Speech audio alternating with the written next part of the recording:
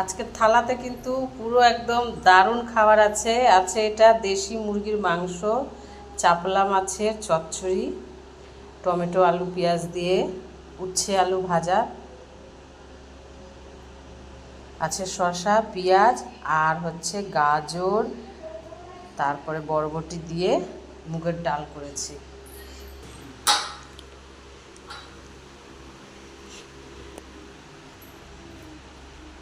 করলা ভাজা কিন্তু খেতে চায় না, আজকে আমি ওকে জোর করে দিয়েছি। করলা ভাজা খাবি কিন্তু, করলা খাওয়া ভালো।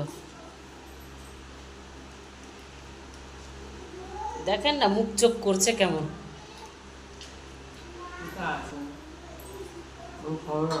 না না খা, নষ্ট করবি না, ওটুকু খাবি। তিতা খেলে ব্রণও বাড়ায় না।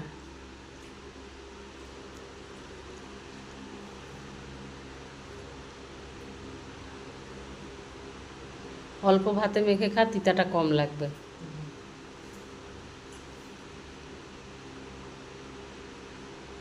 ওকে কোনো তিতা খাওয়ানো যায় না। আগে তো একদমই খেত না, এখন তাও একটু করলা খেতে শিখছে। চাপলা মাছটা বড় বড় আছে আর স্বাদ আছে কিন্তু মাছটা খুব। অনেকদিন পর আজকে করলাম মাছটা।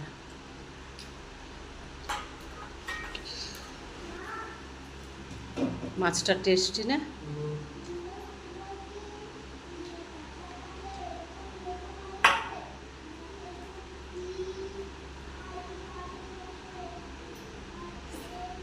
মাংসটা কেমন হয়েছে?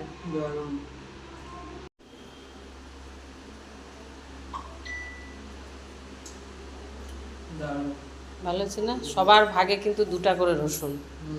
রসুনের সাইজগুলা দেখ,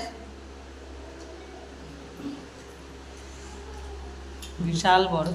এটা হচ্ছে দেশি রসুন।